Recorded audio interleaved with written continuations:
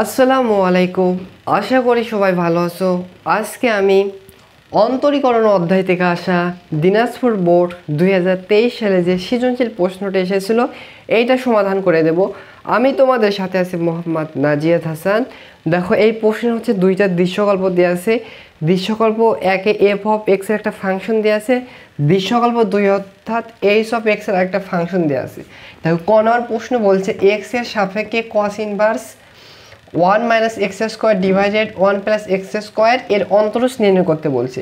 অর্থাৎ এক্স এর সাপেক্ষে এর হচ্ছে অন্তরীকরণ আমাদের নির্ণয় করতে বলছে। এক্স এর সাপেক্ষে ডি ডিভাইডেড ডিএক্স, অর্থাৎ এক্স এর সাপেক্ষে যে ফাংশন দেওয়া আছে এটাকে অন্তরীকরণ করতে বলছে। সো কস ইনভার্স এক্স এর ভিতরে একটা কোনো কিছু আছে, যদি ডি ডিভাইডেড ডিএক্স এই কস ইনভার্সের ভেতর যেটা আছে এটাকে মনে মনে এক্স ধরো, কস ইনভার্স এক্সকে যদি অন্তরীকরণ করো সেটা হয় -1 divided 1 minus x square. So এইভাবে যদি করতেছো এই ভেতরে যে অংশটুকু আছে এইটাকে যদি মনে মনে এক্স ধরতে যাও অনেক বড় হবে। সো এটাকে আমরা কি করতে পারি, এটাকে দেখো বিপরীত ত্রিকোণমিতির একটা ফর্মুলা যে cos inverse 1 minus x square divided 1 plus x square সমান সমান হচ্ছে 2 tan ইনভার্স এক্স হয়। সো এইটা একটা ফর্মুলা, কোনো কিছু না। তুমি ডিরেক্টলি এর পরিবর্তে হচ্ছে ফর্মুলা ইউজ করতে পারো যে 2 tan ইনভার্স এক্স, একে যদি অন্তরীকরণ করো 2 একটা ধ্রুবক মান সামনে রেখে দাও, এরপর হচ্ছে ডি ডিভাইডেড ডি এক্স এর সাপেক্ষে যদি tan ইনভার্স এক্সকে যদি অন্তরীকরণ করো, এটা একটা ফর্মুলা যে 2 ইন্টু এক্সের সাপেক্ষে tan ইনভার্স এক্সকে যদি অন্তরীকরণ করো সেটা হবে 1 divided 1 plus x square. So প্রশ্নে যেটা দেওয়া আছে এর অন্তরীকরণ হবে হচ্ছে 2 divided 1 plus x square. So এইটা হচ্ছে এই প্রশ্নের অ্যান্সার। এইবার খ নম্বর প্রশ্নটি সমাধান করে দেওয়া যাক। দেখো, খ নম্বর প্রশ্নে বলেছে প্রমাণ করো যে F of X plus F of Y সমান সমান এফ অফ সি হলে বক্ররেখার হচ্ছে এ বি বিন্দুতে অঙ্কিত স্পর্শক কর্তৃক অক্ষদ্বয় হতে কর্তৃত অংশের যোগফল একটা সি মানে একটা ধ্রুবক, আমাদের এটা প্রমাণ করে দেখাতে হবে। তাহলে দেখো, দৃশ্যকল্প একে এফ অফ এক্স এর ফাংশন দিয়ে আছে হচ্ছে √x। তাহলে এখানে আমাদের কি বের করতে হবে, এফ অফ ওয়াই এর ফাংশন এবং এফ অফ সি এর ফাংশন।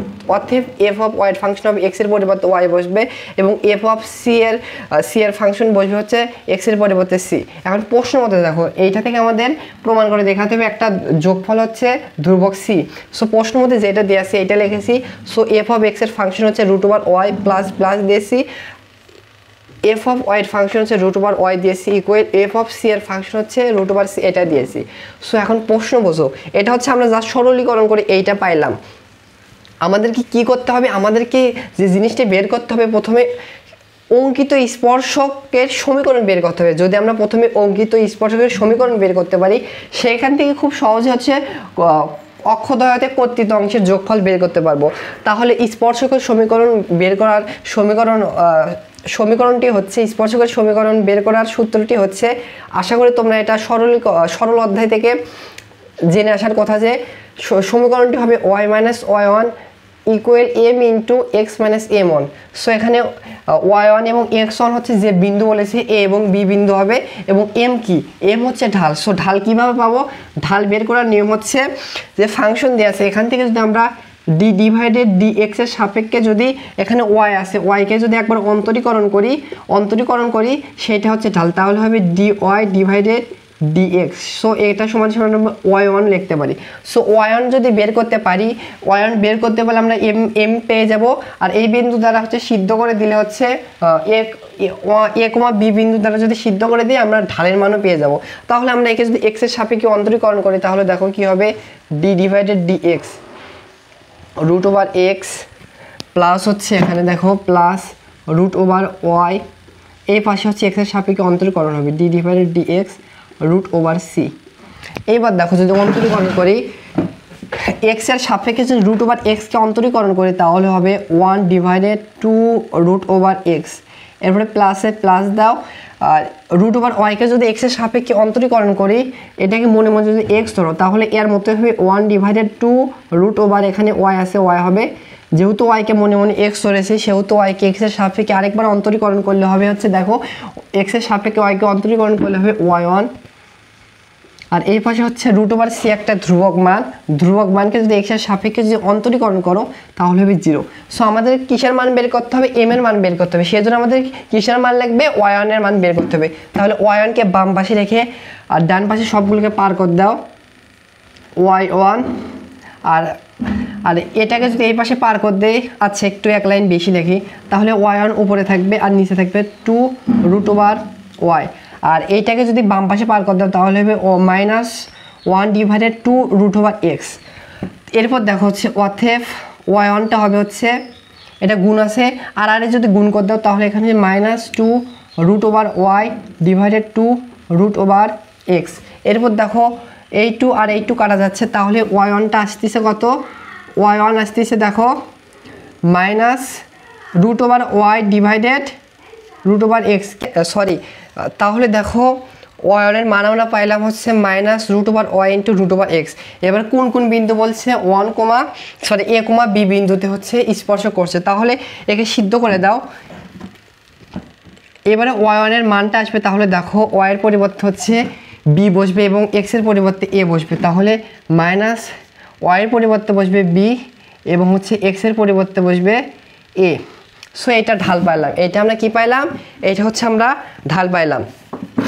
এরপর আমাদের আরেকটা কাজ করতে হবে, এটাকে প্রথমে সমীকরণ 1 দেওয়া উচিত ছিল, এটাকে যদি 1 করে দাও 1,2 বিন্দুতে, অর্থাৎ এরকম বক্ররেখাতে স্পর্শ করেছে হচ্ছে 1,2 বিন্দুতে, যেহেতু স্পর্শ করেছে তাহলে এই সমীকরণকে আমরা সিদ্ধ করে দিতে পারি। সিদ্ধ করে যদি দেই a, b বিন্দু দিয়ে যদি সিদ্ধ করে দেই তাহলে দেখো এখানে হবে হচ্ছে √a প্লাস √y এর পরিবর্তে বসবে b ইকুয়াল হচ্ছে √c।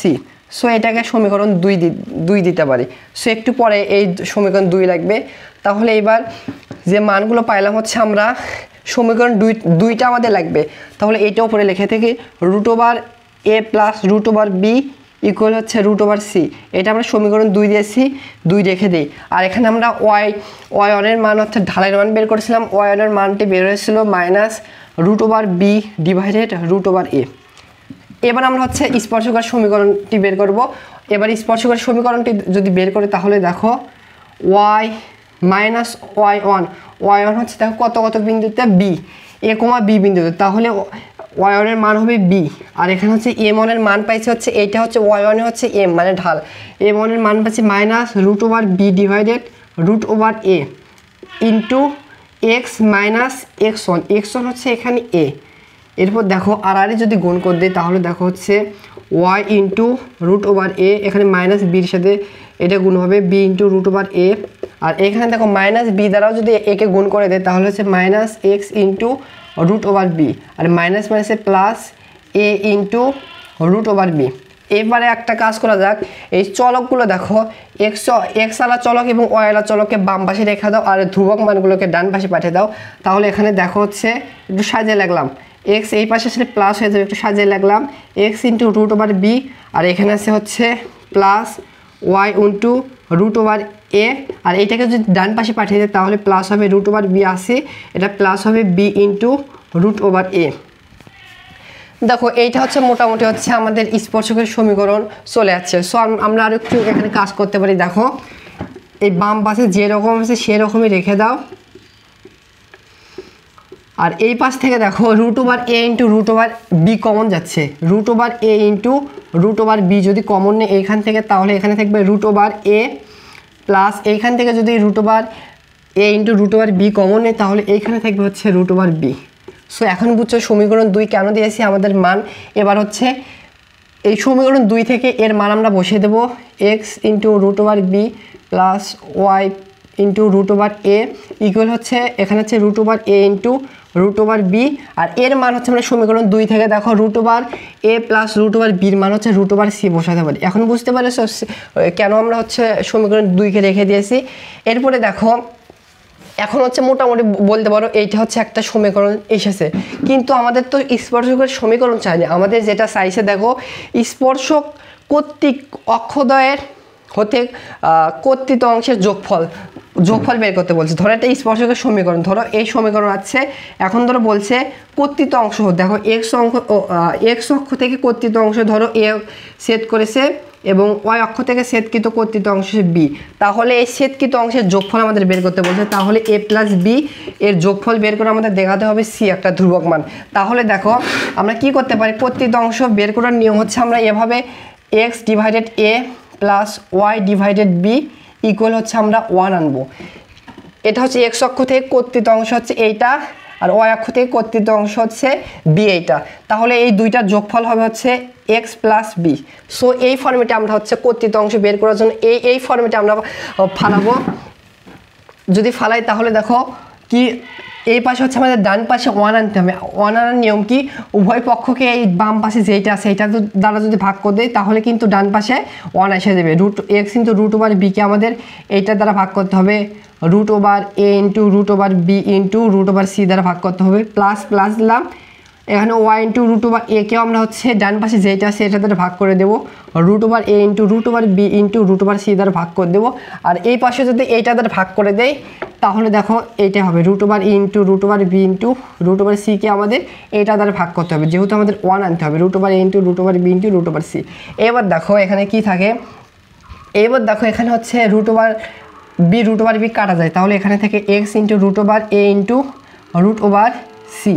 আর এইখানে দেখো এখানে রুট ওভার এ আর রুট ওভার এ কাটা যাচ্ছে, তাহলে উপরে থেকে Y divided root over B into root over C. আর এইখানে দেখো এইটা আর এইটা কাটা যাবে সেম, তাহলে এই পাশে আছে 1। সো দেখছো আমাদের হচ্ছে এই ফর্মেটে আছে।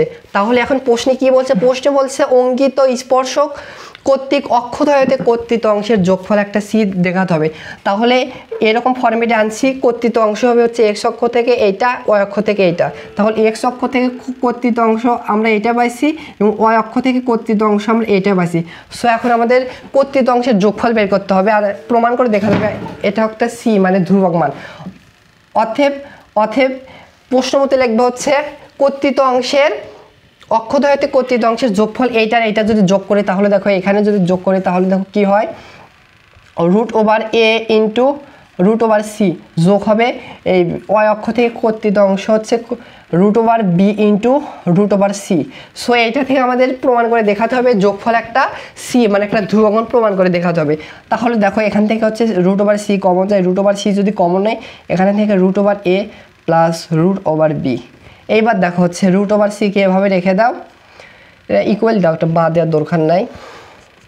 তাহলে এবার দেখো সমীকরণ 2 থেকে রুট ওভার এ প্লাস রুট ওভার বির মান আমরা রুট ওভার সি বসাতে পারি। এরপরে রুট ওভার সি আর রুট ওভার সি দুইটা রুট ওভার সি যদি গুণ করা হয় তাহলে হবে সি। সো দেখো আমাদের প্রমাণে কিন্তু যোগফল একটা সি, এটাই প্রমাণ করে দেখাতে হবে। সি এসেছে লিখবে, যেহেতু বলছে কি বলছে প্রমাণ করা যায়, তাহলে নিচে লিখবে প্রমাণিত। সো এই ম্যাথ কিন্তু খুবই ইম্পর্টেন্ট, ম্যাক্সিমাম বোর্ডে হচ্ছে এই ম্যাথটি এই ধরনের ম্যাথটি আসতেছে। সো আশা করি বুঝতে পেরেছো। এইবার দেখো গড়ের প্রশ্নটি সমাধান করে দেওয়া যাক। গড়ের প্রশ্নে বলছে ওয়াই সমান 1 plus 2h of X plus 3 into 1 minus h of x x square.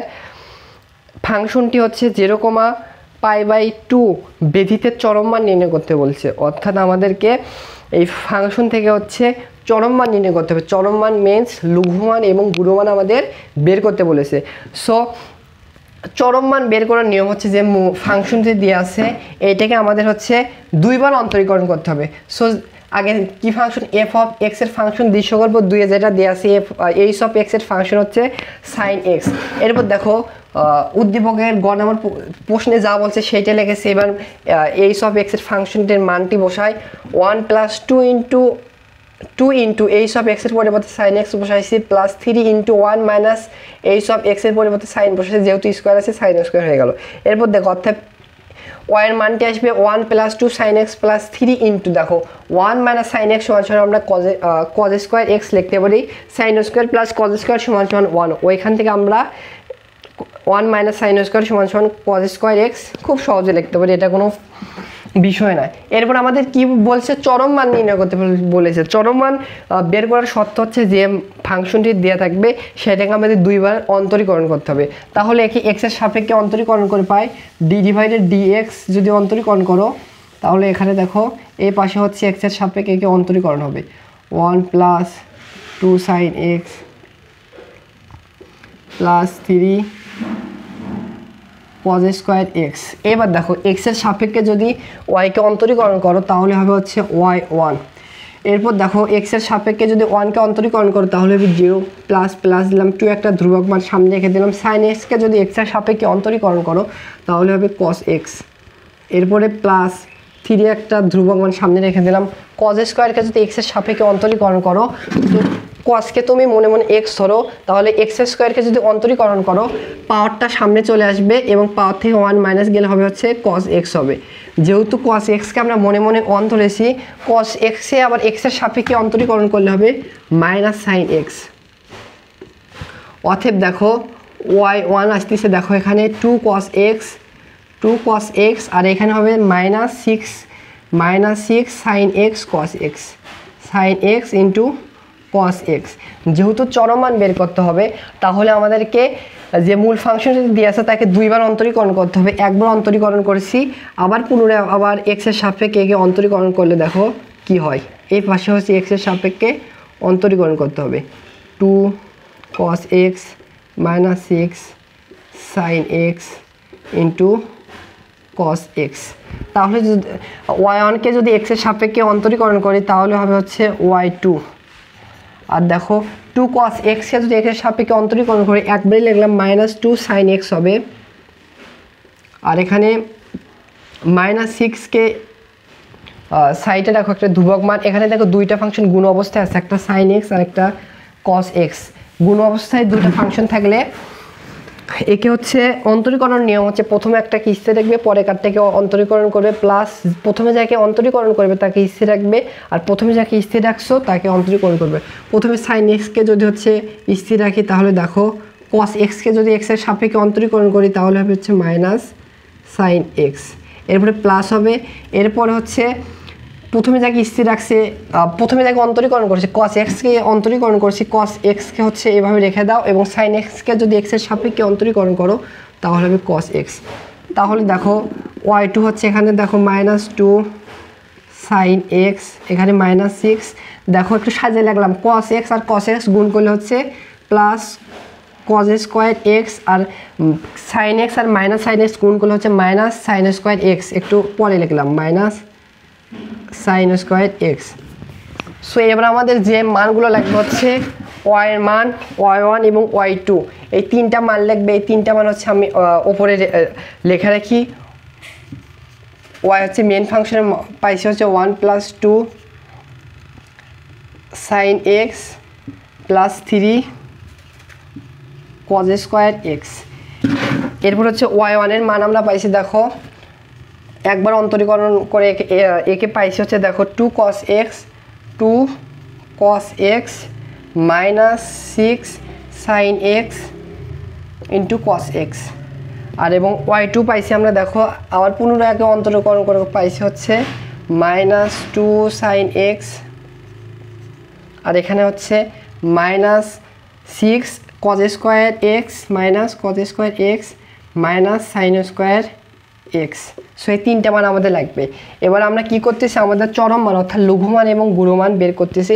লঘুমান এবং গুণমান বের করার নিয়ম হচ্ছে মূল যে ফাংশন দেওয়া আছে এই ফাংশনকে প্রথমবার অন্তরীকরণ যেটাকে করছে সেটা সমান সমান 0 ধরতে হয়, তাহলে y1 সমান সমান 0 হবে। তাহলে y1 এর মান হচ্ছে 2 cos x minus 6 sin x into cos x equal সমান সমান কী হবে, সত্যমতে 0 হবে।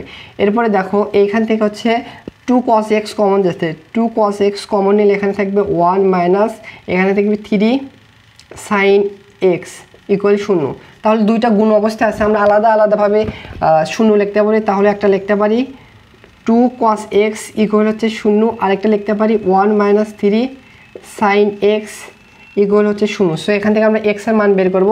তাহলে দেখো cos x সমান সমান হচ্ছে 0, অর্থাৎ cos x এর মান হবে cos ইনভার্স 0 ডিগ্রি হবে। তাহলে cos 0 ডিগ্রির মান হচ্ছে 90 এটা লিখতে পারি। সো এখান থেকে দেখো কি হচ্ছে 3 sin x সমান সমান 1 হচ্ছে এখান থেকে sin x সমান সমান হচ্ছে 1/3। সো এখান থেকে x এর আরেকটা মান আসবে হচ্ছে sin ইনভার্স 1/3। যদি আমাদের এখান থেকে সাইন এক্সের মান বসাতে হবে, এক্সের মান যদি বসাও তুলনামূলক একটু বড় হয়। আচ্ছা, এবার হচ্ছে আমরা y2 ফাংশন হচ্ছে হলো আমরা x = একবার 90 ডিগ্রি বসাবো, আর একবার এইটা বসালে যদি যে এক্সের মানের জন্য হচ্ছে পজিটিভ মান আসবে, অর্থাৎ 0 ডিগ্রি থেকে বড় মান আসবে, সেটার জন্য আমরা হচ্ছে চরম মানের ভেতর হচ্ছে লঘু মান পাবো, অর্থাৎ ছোট মান বা সর্বনিম্ন মান পাবো। আর যে এক্সের মানের বসানোর কারণে যদি নেগেটিভ মান আসে, 0 থেকে যদি ছোট আসে, তাহলে সেই এক্সের মান যদি মূল ফাংশনে বসায় আমরা পাবো হচ্ছে গুরুমান বা সর্বোচ্চ মান। তাহলে x = 90 ডিগ্রি আমাদের y2 ফাংশনে বসায় যদি, তাহলে দেখো এই ফাংশনে যদি x = এবার 90 ডিগ্রি বসাই, তাহলে দেখো -2 সাইন এক্সের পরিবর্তে 90 ডিগ্রি বসাবো, এরপরে -6 × cos স্কোয়ার 90 ডিগ্রি, cos এক্সের পরিবর্তে বসাবো cos স্কোয়ার আছে 90 ডিগ্রি, এরপর হচ্ছে মাইনাস সাইন স্কোয়ার, সাইন এক্সের পরিবর্তে বসাবো সাইন স্কোয়ার 90 ডিগ্রি। তাহলে দেখো এখানে কত মান আসে, তাহলে এখানে দেখো -2 সাইন 90 ডিগ্রির মান হচ্ছে 1, এখানে দেখো -6 আছে, সাইন 90 ডিগ্রির মান হচ্ছে 0-এর পর স্কোয়ার দিলে 0 হবে, এরপর মাইনাস সাইন 90 ডিগ্রির মান 1, 1-এর পর স্কোয়ার দিলে 1-এর পর স্কোয়ার দিলে হচ্ছে 1ই হবে। তাহলে এখানে দেখো কি হয়, -2 আর 6-এর সাথে গুণ করলে হচ্ছে -6-এর সাথে 0 গুণ করলে 0 হবে, মাইনাস মাইনাসের প্লাস 6-এর সাথে 1 গুণ করলে 2 হবে। তাহলে দেখো x = যদি হচ্ছে 90 ডিগ্রি বসাও, তাহলে এখানে আসতে হচ্ছে 4। সো 4 হচ্ছে 0 থেকে একটা বড় মান, অর্থাৎ পজিটিভ মান। তাহলে x = যদি আমরা 90 ডিগ্রি বসাই, তাহলে আমরা পাবো হচ্ছে লঘু মান বা সর্বনিম্ন মান। সো এখান থেকে আমরা শিওর হলাম। এবার যদি হচ্ছে x = এইটা বসাও, যদি এই ফাংশনে বসাও, তাহলে আমাদেরকে হচ্ছে cos থেকে সাইনে কনভার্ট করতে হবে, একটু তুলনামূলক বড়ই হবে, সেহেতু আমরা করে দিলাম না। তোমরা x = সাইন x = এইটা বসাবা, যেহেতু সাইন x এখানেও আছে, এখানে সাইন x আছে, আর এটাকে সাইন x থেকে cos x এ কনভার্ট করবে হচ্ছে হলো cos স্কোয়ার। x = আমরা লিখতে পারি 1 - সাইন স্কোয়ার। সো এই ফাংশনে যদি হচ্ছে তোমরা সাইন x = এটা বসাবে না, x = এইটা বসাবে না, তোমরা বসাবা হচ্ছে সাইন x = 1/3। যদি এইটাও যদি এই ফাংশনে বসাও, তাহলে আসবে হচ্ছে মাইনাস, সম্ভবত এটা যদি বসাও তাহলে আসবে হচ্ছে -16/3। সো আমি আর বসে দেখালাম না, অনেক বড় হয়ে যাচ্ছে ভিডিওটি, তোমরা দয়া করে এখানে বসাবে। তাহলে এইটা হচ্ছে একটা নেগেটিভ মার্ক, অর্থাৎ মান 0 থেকে ছোট। তাহলে আমরা যদি x = এইটা বসাই, বা এবার সাইন এক্সে বসাও, x = যদি এইটা বসাও, এই মানের জন্য আমরা পাবো হচ্ছে গুরুমান। সো গুরুমান মিনস কি, সর্বোচ্চ মান পাবো। আমাদের এবার লঘুমান এবং গুরুমান কোথায় পাবো, এবার মূল ফাংশনে যদি বসাই, এবার মূল ফাংশনে যদি x = এবার 90 ডিগ্রি বসার লঘুমান পাবো, অর্থাৎ লঘুমানটি দেখো, লঘুমানটি হবে x = 90 ডিগ্রি বসালে, তাহলে এই মূল ফাংশনে বসাই 1 + 2 সাইন এক্সের পরিবর্তে কত বসাবো, 90 ডিগ্রি, এরপরে প্লাস 3 × cos এক্সের পরিবর্তে কত বসাবো, 90 ডিগ্রি, cos স্কোয়ার এক্সের পরিবর্তে কত, 90 ডিগ্রি। তাহলে দেখো এখানে কত আসছে, 1 + 2 × cos 90 ডিগ্রির মান হচ্ছে 1, প্লাস 3 × cos 0 ডিগ্রির মান, cos 90 ডিগ্রির মান 0, 0 পর স্কোয়ার দিলে হচ্ছে 0 হবে। তাহলে দেখো সর্বনিম্ন মান বা লঘু মানটি এখানে আসতেছে, দেখো 1 + 2 + 0, তাহলে আসতেছে হচ্ছে 3। সো 3 হচ্ছে এই ফাংশনের হচ্ছে চরম মানের একটা লঘু মান, এটা একটা অ্যান্সার। সো এবার হচ্ছে আমরা গুরুমান বের করব। গুরুমানটি হবে, তাহলে গুরুমান পাওয়ার জন্য হচ্ছে আমরা সাইন এক্সের পরিবর্তে এটা বসাবো, অতএব গুরুমানটি দেখো এবার 1 + 2 সাইন এক্স, আর এখানে আছে cos x, cosকে আমরা আগে সাইনে কনভার্ট করব, 3 × সাইন স্কোয়ার এক্সের পরিবর্তে লিখতে পারি 1 - সাইন স্কোয়ার এক্স।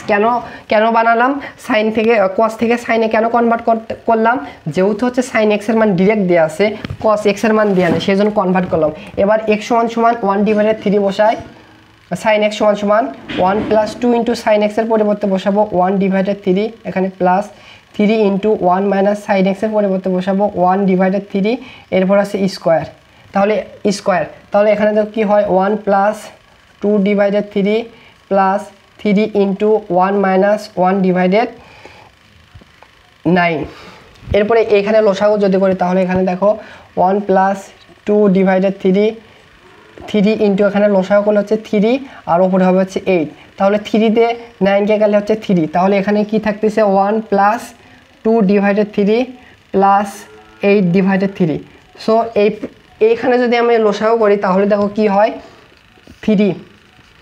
3 দ্বারা হচ্ছে 1 কে গুণ করলে 3 হবে, প্লাস 3 দিয়ে 3 কে ভাগ করলে 1 হবে, 1 এর সাথে 2 গুণ করলে 2 হবে, প্লাস 3 দিয়ে 3 ভাগ করলে 1 হবে, 1 এর সাথে 8 গুণ করলে হচ্ছে 8ই হবে। তাহলে দেখো 3 আর 2 গুণ যোগ করলে 5, 5 এর সাথে 8 যোগ করলে হচ্ছে 13 ডিভাইডেড হচ্ছে 3।